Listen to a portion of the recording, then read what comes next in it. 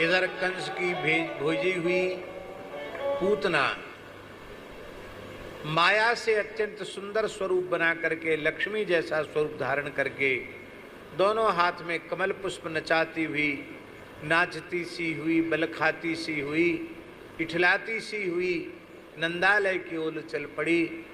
महाराज जी यहाँ लिखा है कि वो मनोहरंतीम बनिताम ब्रजौ कसाम, ये पूतना दोनों का मन हर रही थी। बनिताम ब्रजौ कशांच, गोपियों का चित्त भी अपनी ओर आकृष्ट कर रही थी और ब्रजवासियों का भी। गोस्वामी जी की एक चौपाई है, मोहन नारी नारी के रूपा,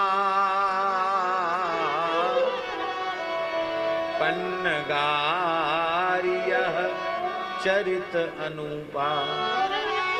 लेकिन यह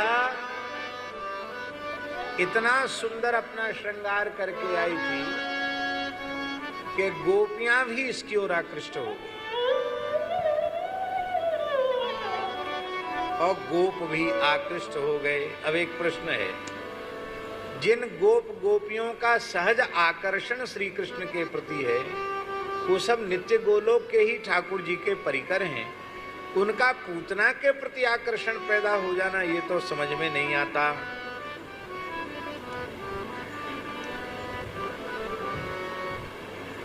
एक साथ दो जगह आकर्षण नहीं हो सकता। ठाकुर जी में भी आकर्षण बना रहे और संसार में भी आकर्षण बना रहे, दोनों एक साथ होगा?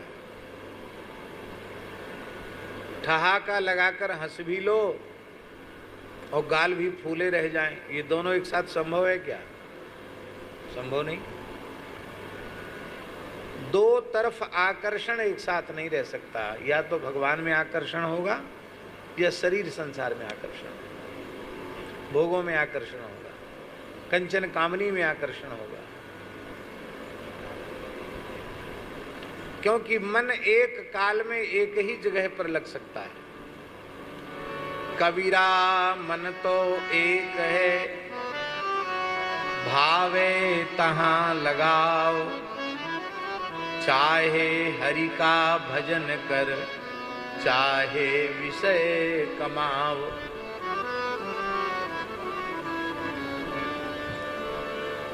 फिर गोप गोपियों का आकर्षण पूतना के प्रति क्यों? अरे भैया, ये पूतना को पूतना के रूप में देखे ही नहीं रहे। ब्रजवासी क्या अनुभव कर रहे हैं? ब्रजवासी अनुभव कर रहे हैं कि नंदोत्सव में बाबा ने खूब खजानो लुटायो है, तो बाबा को खजानो खाली है गयो। लोग ब्रज में कहें कि नंद कछु इतनो जो दियो, यह देखी कुबेरऊ की मति बोरी, देखत ब्रज ही लुटाए दियो, न बची बचिया छछिया न पिछोरी। तो बाबा तो सब कुछ लुटा के अकिंचन हो गए हैं, तो बाबा के खजाने को भरवे के ताई लक्ष्मी मैया आई है। यानी दो हाथन में कमल ले रखे हैं, या को स्वरूप देख के लगे कि ये तो लक्ष्मी मैया है।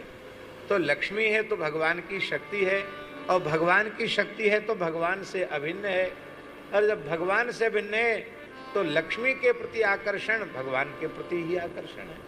इसलिए गोप गोपी, अच्छा गोपियां क्या अनुभव कर रही हैं? गोपी अनुभव कर रही हैं कि ये लक्ष्मी आई है। ब्रजवासी तो कह रहे खजानों भरवे आई है, और गोपी क्या कह रही हैं? बोले ऐसो लगे कि नारायण तो वैकुंठ को स्वामी, जो नारायण है ना वो तो नंद को लाला बन के आए गयो।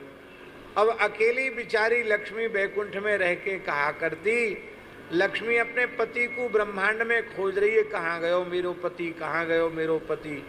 तो ये कमल पुष्प नाए आके हाथन में, ये हाथ में दीपक ले रखे हैं यानी दीपक लेके खोज रही है हमारे पति का, हमारे पति चली जान दो यार, बेचारी तड़प रही है अपने पति के दर्शन शिशु रूप में करके, ये धन्य है जाएगी। इसलिए गोपियां भी, इसका तात्पर्य है भगवान का या भगवदीय का हम विचार करके हमारा मन उस ओर जावे तो उसमें दोष नहीं है।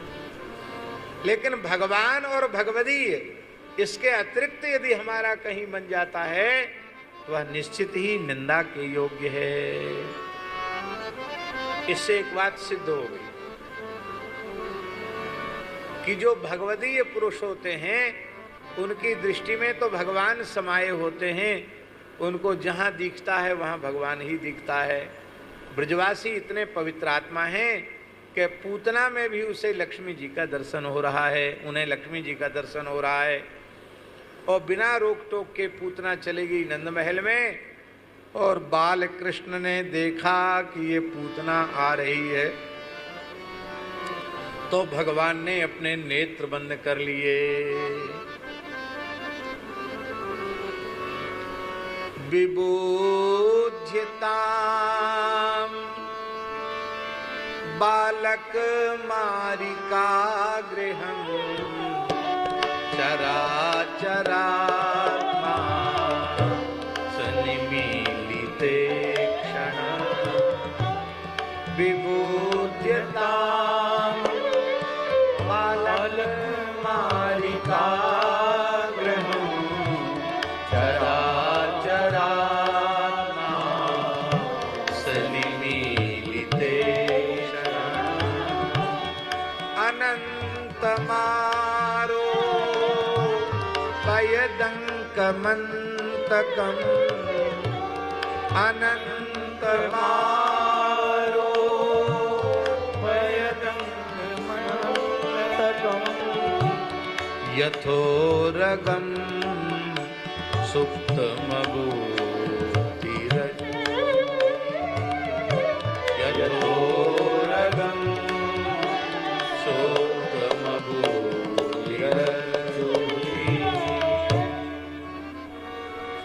ताम मारिका गृहम इति विबुध्य चराचरात्मा निमीलिते क्षणः आस।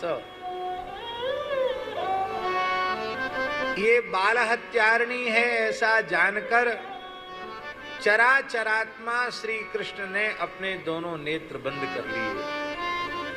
स्वामी जी, आत्मा शब्द के कई अर्थ होते हैं।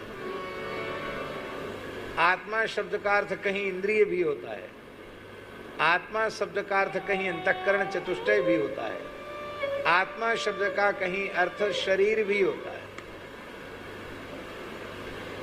आप लोग कहेंगे फिर कैसे पता चलेगा कि आत्मा शब्द का यहाँ अमुक अर्थ ही है, और आत्मा तो जीवात्मा तो होता ही है, और जीवात्मा का भी जो नियमन करने वाला परमात्मा वह भी आत्मा शब्द से ही व्यवहृत होता है। क्यों? अयम आत्मा ब्रह्म उपनिषद में लिखा है।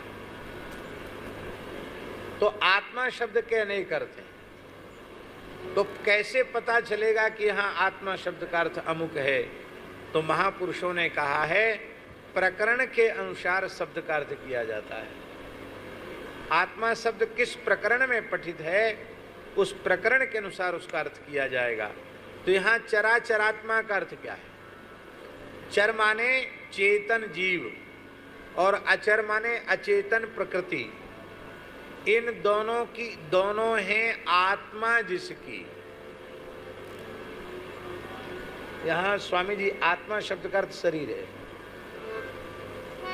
क्योंकि वेदांत दर्शन में चेतन जीव और अचेतन प्रकृति को परमात्मा का शरीर माना गया और परमात्मा को शरीरी माना गया।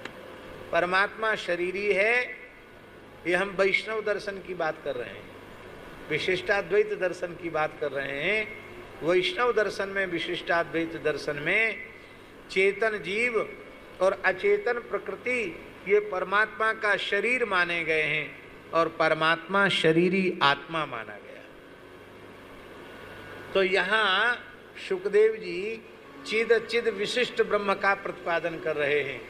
चिद चिद विशिष्ट ब्रह्म जो श्री कृष्ण हैं उन्होंने अपने नेत्र बंद कर लिए। चेतन जीव और अचेतन प्रकृति हैं शरीर जिनके, ऐसे जो श्री कृष्ण हैं उन श्री कृष्ण ने अपने दोनों नेत्र बंद कर लिए। जो भगवान अनंत हैं, विराट हैं, जिनका परिसीमन नहीं किया जा सकता, जिनको सीमा में नहीं बांधा जा सकता, उनको वो छोटा सा बालक समझ रही थी। अनंतमारोपयदंकमंतकम, उस अनंत परमात्मा को शिशु जानकर अपनी गोद में उसने उठा लिया। कैसे उठाया? बोले यथोरगम सुप्तम अबुद्धिरज्जुधि, यथा सुप्तम उर्गम अबुद्धि।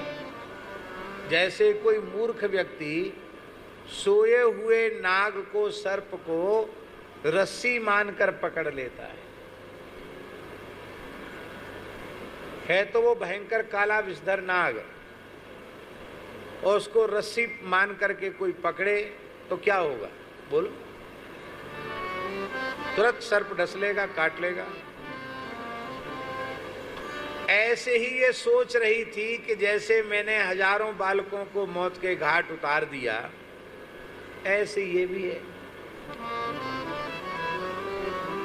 जैसे कोई रस्सी के धोखे काले सर्प को उठा ले, ऐसे ही सामान्य बालक के धोखे से बाल कृष्ण को इसने गोद में ले लिया। वैसे तो ये कहते हैं, क्या कहते हैं? वैसे तो ये कहते हैं कि रज्जु में सर्प का भ्रम, शुक्ति में रजत का भ्रम, मरुस्थल की रेत में जल का भ्रम। लेकिन यहाँ स्वामी जी उल्टा हो गया। सर्प में, रज्जु में सर्प का भ्रम नहीं है, यहाँ सर्प में ही रज्जु का भ्रम हो रहा है। इसका तात्पर्य है, ये हमारे ठाकुर जो वृंदावन के हैं ना, टेढ़े बेड़े हैं, सारे दृष्टांत यहाँ पलट जाते हैं। इसलिए वेदांत घुसेड़ोगे तो रस चला जाएगा। यहाँ तो सीधे सीधे ठाकुर जी की लीलाओं का रसास्वादन करना चाहिए। आहा, उलट गया दृष्टांत की नहीं। रज्जु में सर्प का भ्रम नहीं है, या सर्प में ही रज्जु का भ्रम हो रहा है। यथोरगम सुप्तम बुद्धि रज्जुधि।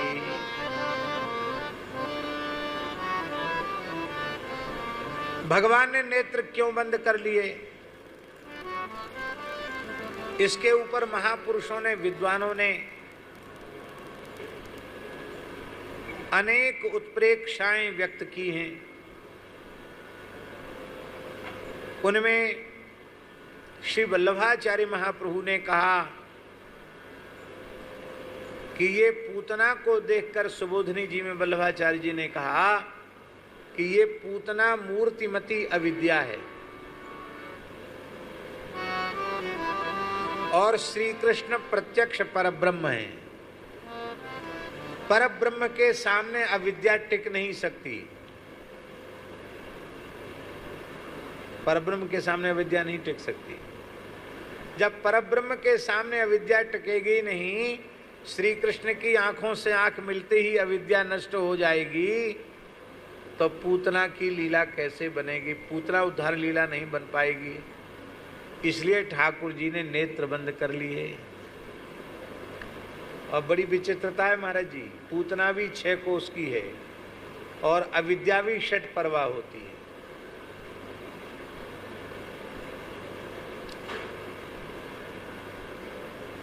और एक बड़े आश्चर्य की बात है, कृष्णावतार में सबसे पहले ठाकुर जी पूतना का उद्धार करते हैं, और रामावतार में सबसे पहले राम जी ताड़का का उद्धार करते हैं। वहाँ श्री गोविंदराज स्वामी जी ने भूषण टीका में ताड़का को भी मूर्तिमती अविद्या कहा।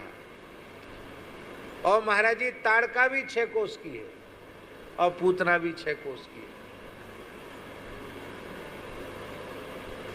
पर थोड़ा सा अंतर है। क्या अंतर है? राम जी ने आंख खोल कर मारा और श्री कृष्ण ने आंख मूंद के मारा। बोलो भक्तवत्सल भगवान की। आंख मूंद कर क्यों? बोले यत्र योगेश्वर कृष्ण, ये श्री कृष्ण योगेश्वर हैं। योगी लोग तो आंख मूंद के ही सब काम करते हैं, और श्री राम जी मर्यादा पुरुषोत्तम हैं, नेत्र खोल करके उन्होंने पूतना का वध, ताड़का का वध किया है। तो अविद्या तो टिकेगी नहीं भगवान की आंखों के सामने, तो पूतना तो भाग जाएगी, पर पूतना उद्धार लीला कैसे होगी? इसलिए भगवान ने नेत्र बंद कर लिए। दूसरा भाव ये है पूतना, पूतान पवित्रान बालान अपि नयति। बालकों को, छोटे बच्चों को पूत कहा जाता है। पूत शब्द का अर्थ क्या है? पूत शब्द का अर्थ है पवित्र। पवित्र कौन है? जिसमें कामना वासना नहीं है, विकार नहीं है, वही पवित्र है। साल 6 महीने के बच्चे में कोई विकार होता है? कोई वासना होती है? इसलिए उसको पवित्र कहते, पूत कहते, बहुत पवित्र है।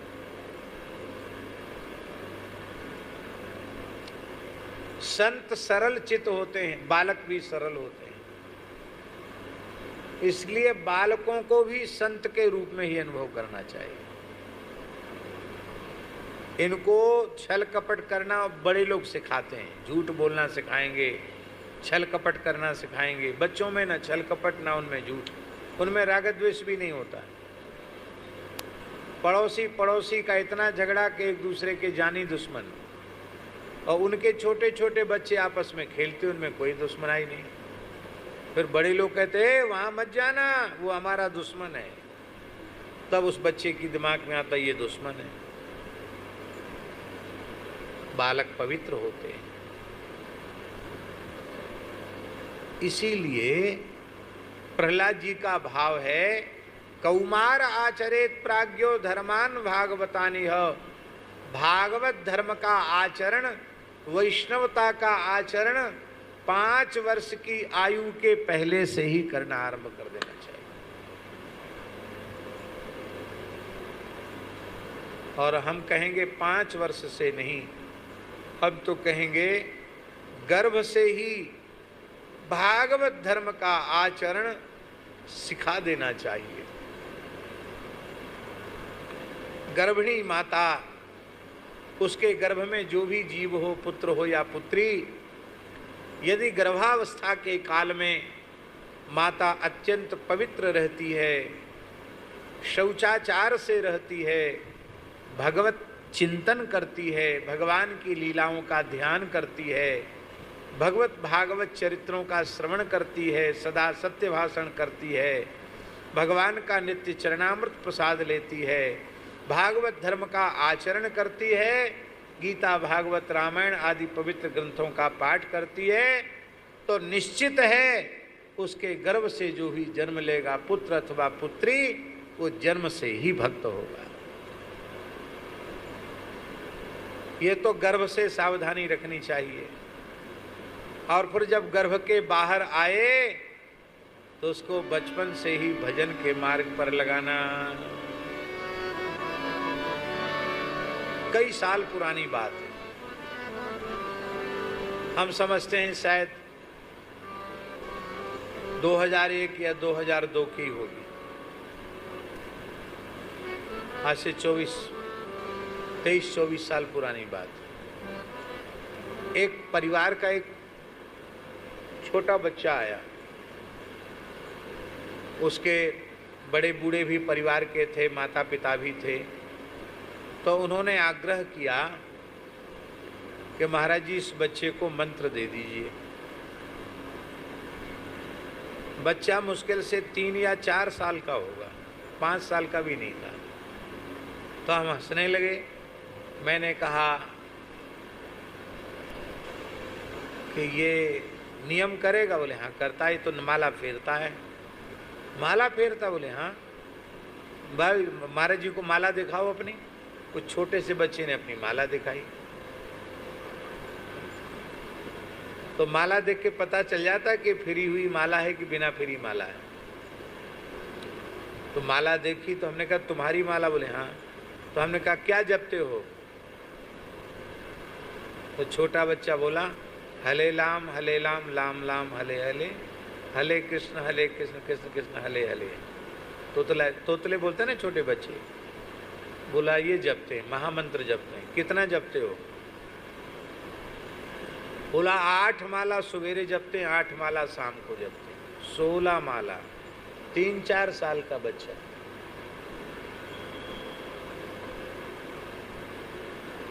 मैंने कि भैया तब तो तुमको मंत्र दे दिया जाएगा। ये इसलिए हम बोल रहे हैं कि ये संस्कार कैसे आए, क्योंकि घर में भक्ति का वातावरण है। तो उसकी माँ ने कहा महाराज जब से इस बच्चे को होश आया तब से ही माला पकड़ना सीख गया। किसी को सिखाना नहीं पड़ा कि माला कैसे जपी जाती है, माला पकड़ना सीख गया।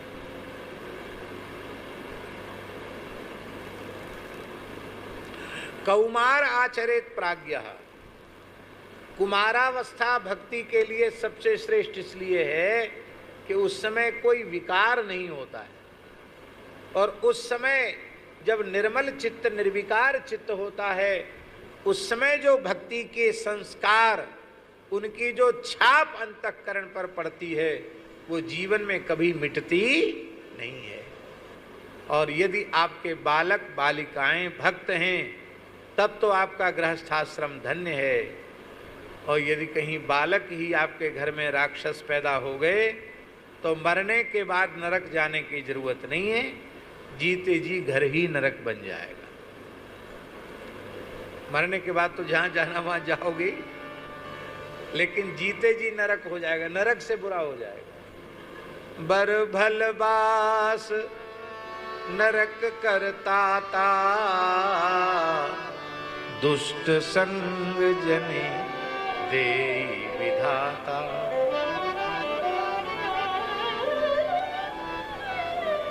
हमारी प्रार्थना है, आप सब सदगृहस्थों से हाथ जोड़कर यह प्रार्थना है, इतना पवित्र वातावरण आप अपने घर का बनाओ कि आपको सत्संग करने के लिए अयोध्या वृंदावन चित्रकूट जाने की जरूरत न पड़े, आपको अपने घर में ही सत्संग मिलने लग जाए। घर में सत्संग का वातावरण नहीं, बाहर जाके सत्संग करके आए, 10-5 दिन का सत्संग और पूरे साल का कुसंग, 24 घंटे का कुसंग, वो कहाँ तक काम करेगा सत्संग। इसलिए घर का ही ऐसा वातावरण बनाओ कि घर में अहर्निश सत्संग का वातावरण हो। घर में ठाकुर जी विराजमान करो, प्रातःकाल भगवान की मंगला श्रृंगार आरती, शाम को संध्या शयन आरती, सब लोग घर के ठाकुर जी को लाड़ लड़ावें। सायंकाल को बैठ करके संध्या आरती के पश्चात आधा घंटे संकीर्तन खूब झूम करके और आधा घंटे सत्संग, फिर देखो आपका घर ही वृंदावन अयोध्या बन जाएगा। करके देख लो। तो इतने पवित्र बालकों को भी ये मार डालती है। पूतान पवित्रान बालान अपि नयति, ले जाती है, मार डालती है। ऐसी बाल हत्यारणी का तो मुख भी नहीं देखना चाहिए, इसलिए भगवान ने नेत्रबंद कर लिए। तीसरा भाव, भगवान ने सोचा इस जन्म में तो इसने कोई साधन किया नहीं, फिर ये मेरे चरणों तक आ कैसे गई, जरूर कोई न कोई किसी न किसी जन्म का साधन होगा। तो भगवान ने इसका जन्मांतरीय साधन देखने के लिए मानो नेत्र बंद कर लिए। अथवा चौथा भाव है,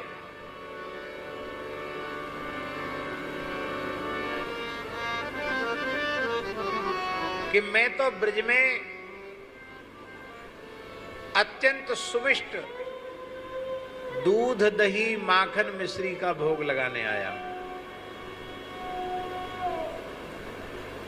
और दूध दही माखन मिश्री तो दूर, ये पूतना अपने स्तनों में भयंकर कालकूट विष लगा के, कड़ुआ कड़ुआ जहर लगा के आई है। तो मैं कैसे पीऊंगा इस कड़ुए विष को।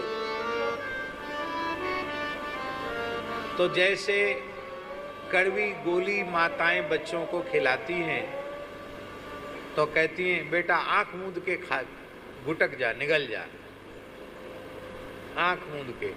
तो आंख मूंदने का मतलब क्या है कि उसके कड़वाहट पर ध्यान मत दो, उसके स्वाद पर ध्यान मत दो, ऐसे ही खा जाओ। तो छोटे बच्चे जैसे आंख मूंद के कड़वी दवा पी जाते हैं, मानो ठाकुर जी छोटे बालक तो है ही हैं, सोच रहे हैं आंख मूंद के इसका जहर पी जाऊंगा। अथवा भगवान के उदर में अनंत ब्रह्मांड हैं, अनंत ब्रह्मांडों में असंख्य जीव हैं, वो जीव व्याकुल हो गए। प्रभु आप विश्वात्मा हैं, आप विष पीने जा रहे हैं, आप विष पिएंगे तो हम सब तो बिना मारे मर जाएंगे, जहर से कोई बचेगा क्या? तो मानो भगवान नेत्र बंद करके अपने उदरगत अनंतानंत ब्रह्मांडगत जीवों को समझा रहे हैं, मैं परमात्मा हूँ, विष को ग्रहण कर लूँगा पर तुम्हारे ऊपर विष का प्रभाव व्याप्त होने नहीं दूंगा। मानो इसलिए भगवान ने नेत्र बंद कर लिए। अथवा भगवान शंकर के ध्यान के लिए आंख बंद कर ली कि हे भोले बाबा, ये जहर पीने की सेवा, विषपान करने की सेवा तो आपकी है, आप विष पीजिए, मैं विष क्यों पीऊँ? क्योंकि विषपान तो समुद्र मंथन में कालकूट विष निकला था तो आपने ही पान किया था, तो आप तो कृपा करके विष पी जाइए, और मैं तो लाला हूँ, मुझे मीठा मीठा दूध ही पीने को दीजिए। इसलिए मानो श्री ठाकुर जी शंकर जी के ध्यान के लिए नेत्र बंद कर लिए।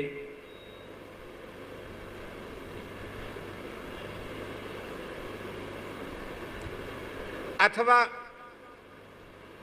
भगवान ने विचार किया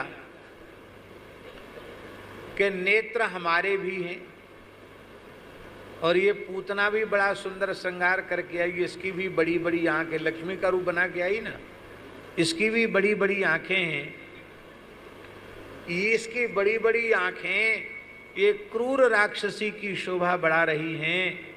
इतनी बड़ी आंख होने पर भी इसकी आंख में दया नहीं, करुणा नहीं, छोटे बच्चों को देखकर इसके मन में दया नहीं आती, ऐसी दुष्ट हृदय को देखना ही नहीं। इसलिए मानो भगवान ने नेत्र बंद कर लिए। अथवा भगवान ने नेत्र बंद नहीं किए, पलकों पर निमि का निवास है, और निमि जी ने देखा कि मेरा लाला राक्षसी को देख के डरप जाएगा, क्योंकि तो